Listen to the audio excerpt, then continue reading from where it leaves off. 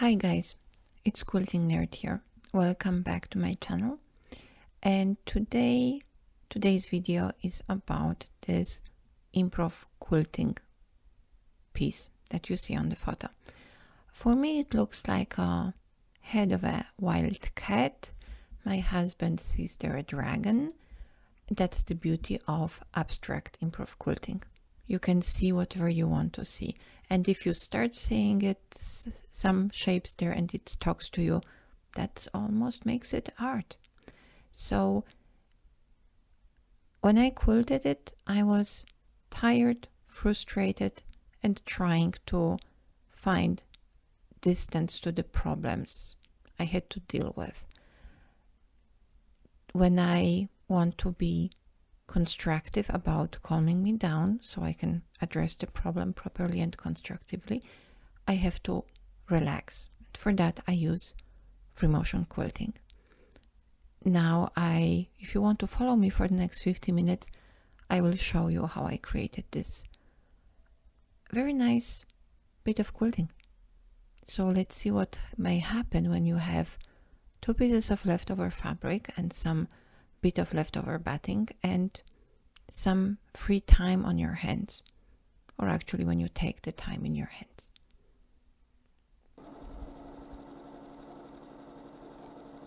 I started with a nice leafy shape.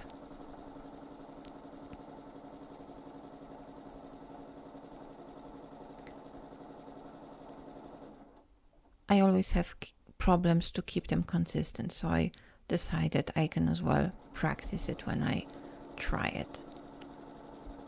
Then some echo line to keep whatever shape I want to quilt inside. It's separated from the rest. That's why it's always nice to use the echo lines to separate the designs. Then they have their own well-designed space. And I started with those nice S curves, filling the whole shape. They are relatively dense.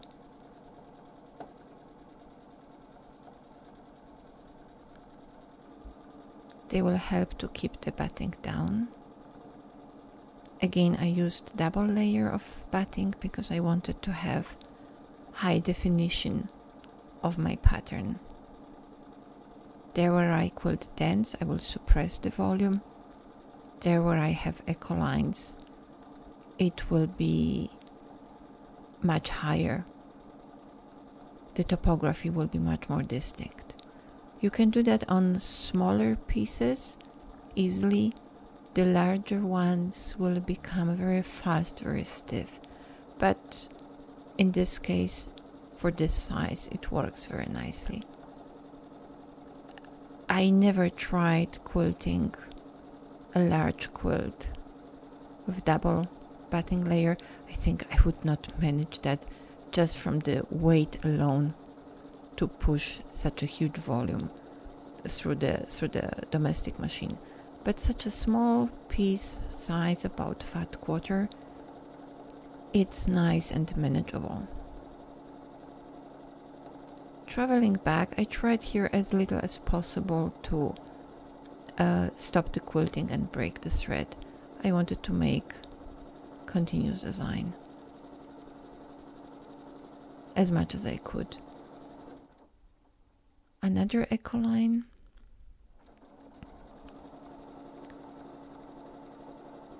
When I want to think during quilting, I try to not stop the process of quilting. I simply move from one shape to the next. And the bigger the problem I have, more intricate my quilting tends to be. I need an active point of focus. So I don't think about my problem, I think about quilting. The less I think about the problems I have, the smaller they will become after some time. They are there, they are waiting for me, I don't ignore them. I just need some distance to deal with them when I am not upset, when I can think more clearly.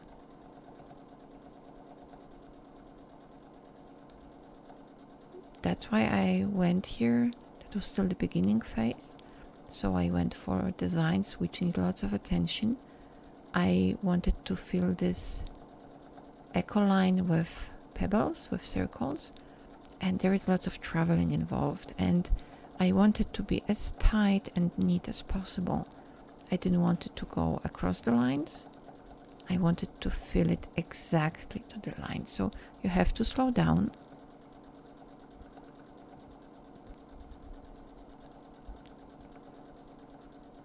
You have to look where you want to go with your needle, not at the needle, and just concentrate on the small, tiny movements that you make when you move the fabric.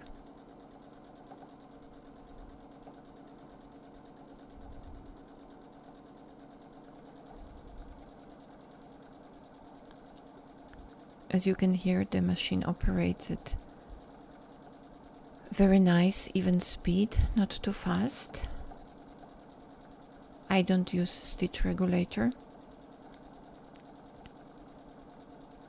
because that would mean constant change of speed for my machine, and that would distract me. I tried that several times, but the change of the rhythm the machine is making and its noise, it's incredibly disturbing for me, and I cannot quilt. I try to limit the speed of my machine. I have speed limit inbuilt on my machine, and then I can press the pedal as strong as I want. The machine will not operate faster, so that's helpful. And the noise the machine makes becomes just a white noise in the background. It's not disturbing me anymore. And another echo line to separate the pebbles from the rest. And that was just beginning.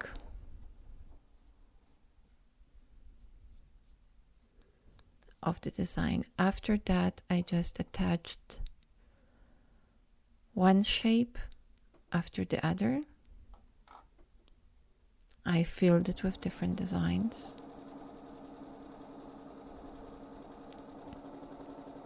Whatever felt good, whatever I wanted to practice, depending if I thought the space will need a bit more dense design or a bit less dense design. But none of it was difficult. There are swirls, there are pebbles, there are lines, there are stretched eights. As you will see later, that's it. As you can see here, I attached another kind of a leafy bead or irregular shape, and I am building up from the shape I quilted first. Again, echo line,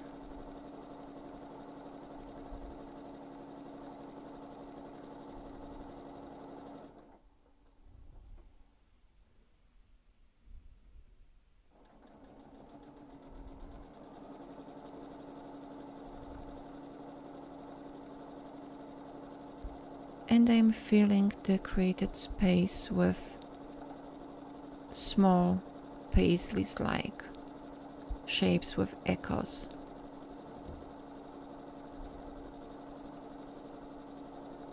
It is a nice shape because you can use it to squeeze in any funny shaped spaces. You can use echo to travel from any location to the next. And it creates very nice, even texture.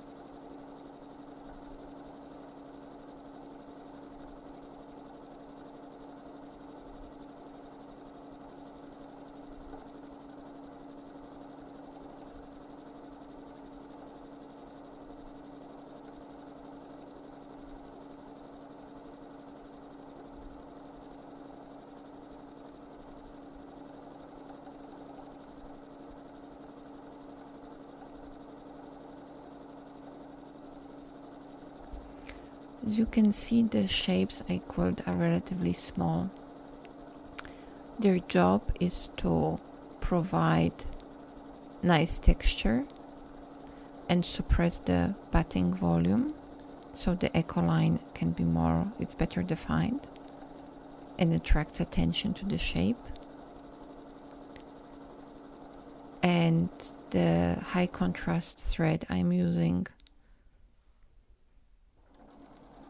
its job is to define the actual shape of the form I'm quilting, whatever the form is.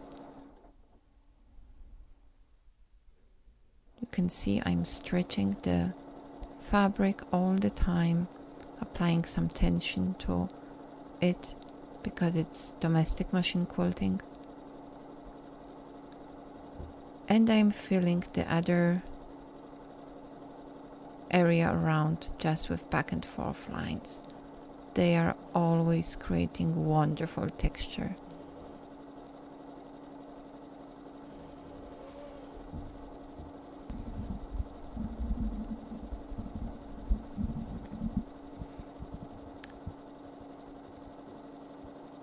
Because you have to fill randomly created areas with different shapes, it's a wonderful and challenging quilting exercise that you can control.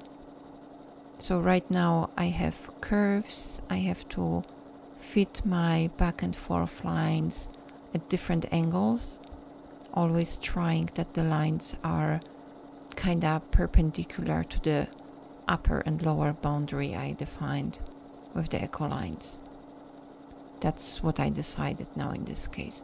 So you always have to adjust slightly the angle at which you are quilting, and you have to look at the design that you created. So it trains your observation skills while you quilt. It kind of forces you to look outside of your needle. And that's very good, because when you look at your needle, when you are quilting, you're bound to make mistakes. Then you will be going with your quilting all over the other design that you made before. Like that, you have to look a little bit outside.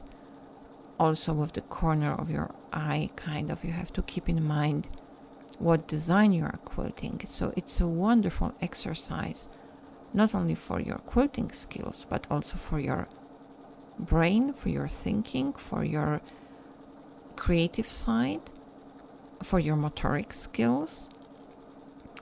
So quilting is not only, right now in this case, about just connecting two layers of fabric and some isolation layer in between, but it is about combining as many of your talents and abilities as you can. It's like drawing. It taps into your inner creativity, but it also trains you because it pushes you to try new things, learn new shapes.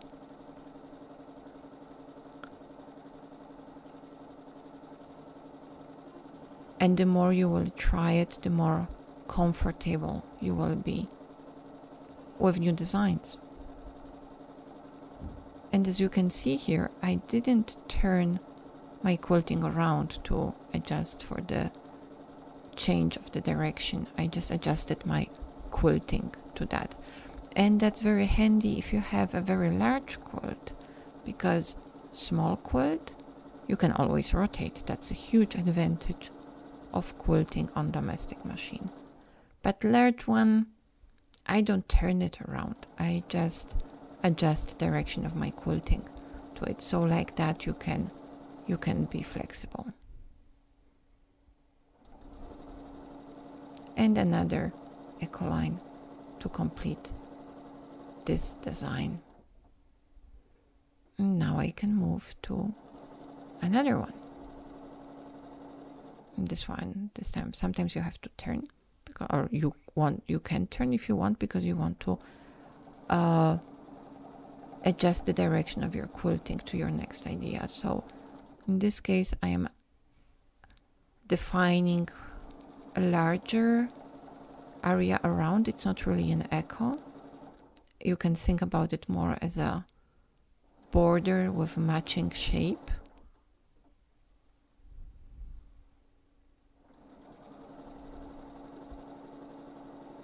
And I really decide as I go where I will meet the previous shape, and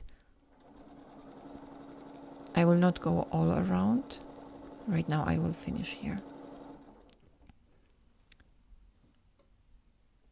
And this part will be quilted with, filled with very dense swirls with lots of echo lines.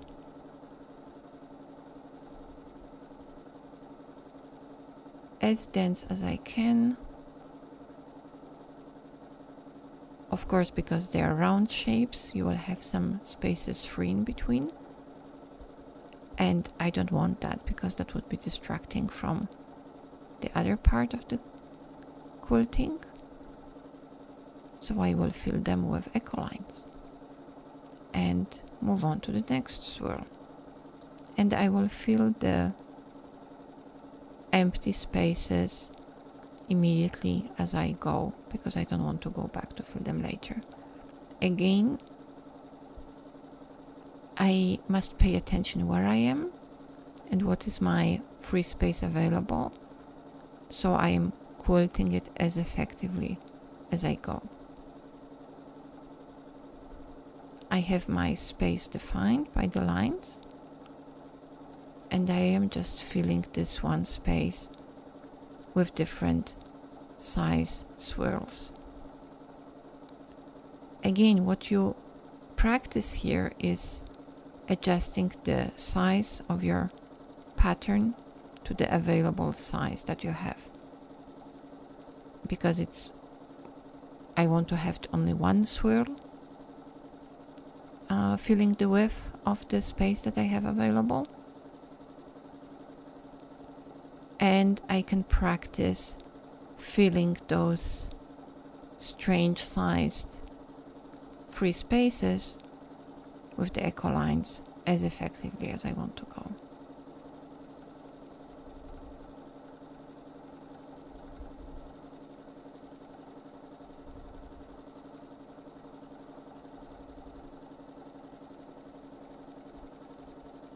I can also practice how to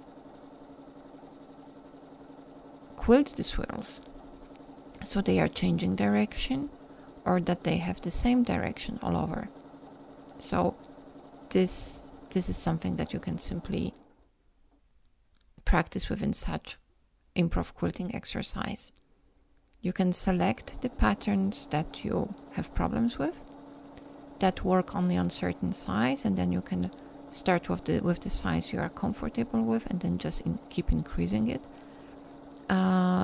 You can practice the irregular shaped spaces, filling them with different designs or with echo lines, and simply see how it will look like. It's just practicing piece. So if it looks great, then wonderful. You can frame it, you can use it as a cosmetic bag, you can put it on your wall, you can put it in a special folder. It will be something to take a look at and say, wow, combination of those two patterns looks great, I can use it in other design. Or you can simply say, doesn't look that good because, and then you can take a look at it and try to understand with which part of the design you still have problems. So next time when you do that, you can improve it. You can make it look the way you want to make it look. So there are no really bad quilting or ugly quilting. It's simply progress in understanding of the movement and the pattern. Sometimes it's this little tiny shape, this little tiny description, understanding that makes the whole difference. It's all about tucking in, creating a little pedal, drawing a hook, going parallel to the line. If you listen or if you watch videos from other wonderful quilters and an extremely creative one, if you listen to what they are telling you, it's every single one of them describes the process of quilting in a slightly different manner, and that helps. So I had to stop there slightly the quilting, and now I continue. I was taking a small break there.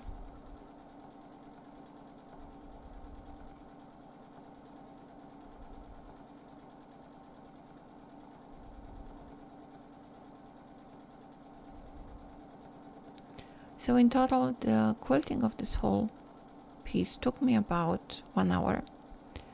What I don't show anymore in this video is quilting of the straight lines as the background.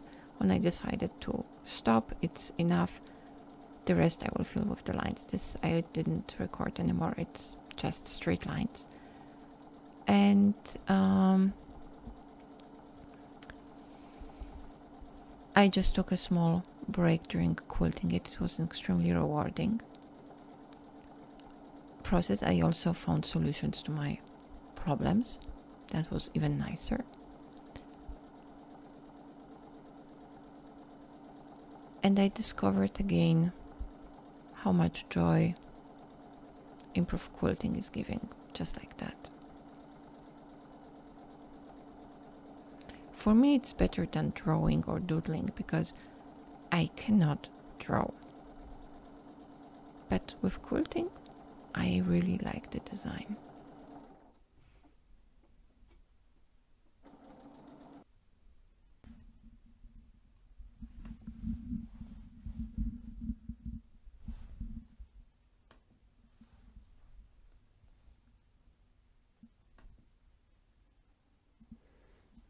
Another echo line.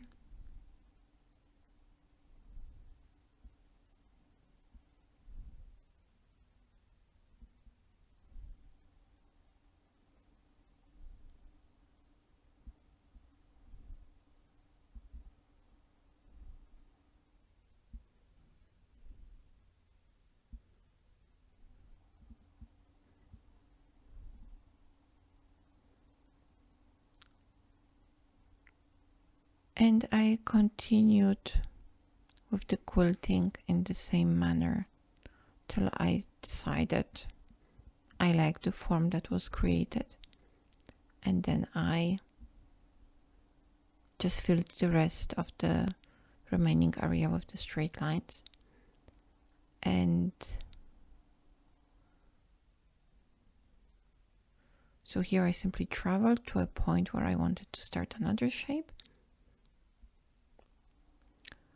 And this time I decided for something more less connected with the previous shape and more going into an organic, leafy-like one.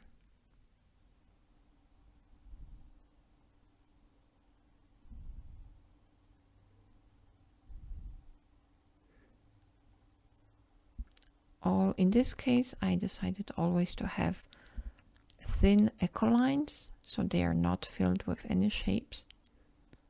They just separate the areas of different patterns, different designs.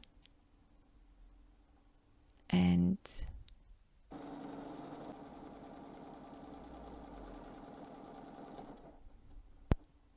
an S-curve to separate the area into two parts, and I will quilt here a feather, I'm sorry. You know, from my previous video, I think about feathers as part of vegetation. And in this case, I quilted an asymmetric feather. So one half was filled with hooks or half swirls and a little line to accent even more the vegetation-like character, so it's more like a leaf.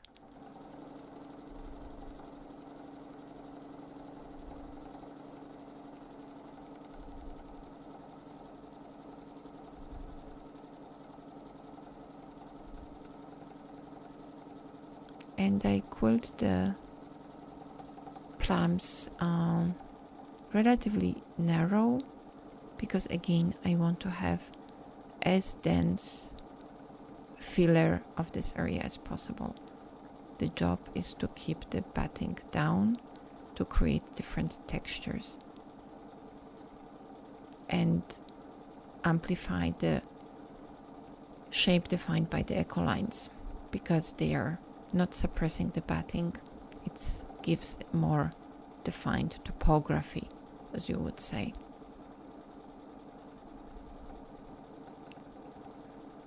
Again, because of you decide what you quilt, you can have such different shapes filled with different kind of feathers, so you can just practice them, play with the different density of the plums. If you make them more narrow or wider, longer, trying to reach really to the to use maximum of the available space.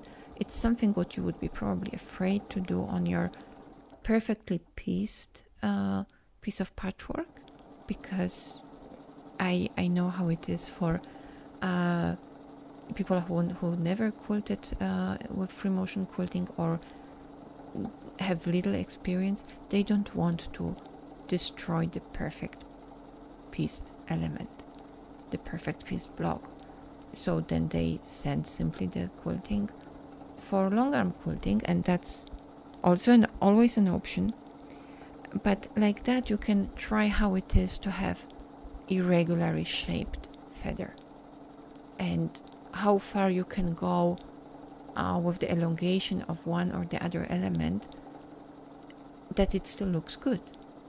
So that's why I like improv quilting. It allows me to try completely crazy things and decide if I like it, if I would repeat it on big quilt or on a table runner or on a pillow, or if I would try to put it into a block element somewhere. For example, if I would quilt such shape, such a symmetric feather in a triangle block or in a hexagon. So there are different ways to use the improv quilting to check your abilities, to check your taste also, and actually go beyond the borders defined by the traditional quilting or even modern quilting, or I don't know, however you decide it. Sometimes I think that being born outside US and falling in love with quilting while being a guest there gave me the advantage of not being bound by the unwritten rules and tradition, because sometimes when you don't know you are not supposed to do something, then you can try it. You can cross those not really written down borders, you can try something new, and then you can actually discover something novel, be a little bit different. So you can combine traditional with modern, traditional with irregular, go outside of this what is accepted. And now I just fill the other shape with nice tight swirls, trying actually to make them look like pebbles, like those little round shapes, but with a little bit swirl inside. So it's a slight modification. So you can see I am using combination of swirls and pebbles here, and trying something to understand the movement, what I have to do to create the shape that I like. And I will keep going like that for another 20 minutes. I will be not talking all that not anymore, I promise. Please enjoy the quilting. Try some of the elements. They don't have to be large. You can take 10 inch square piece of fabric and practice on that. You may be surprised how it looks like, and maybe you can use it for create something else, or quilt several such elements and combine it into table runner. Probably one day I will try to do with you such project. And the rest, there will be some quiet music and just quilting. Enjoy the process. I hope you will like this video. If you like it, please subscribe. Let your other quilting friends know if you think it's worthy. And let me know in comments what you think about the improv quilting as exercise and if you tried it. So enjoy your quilting and hope to see you soon.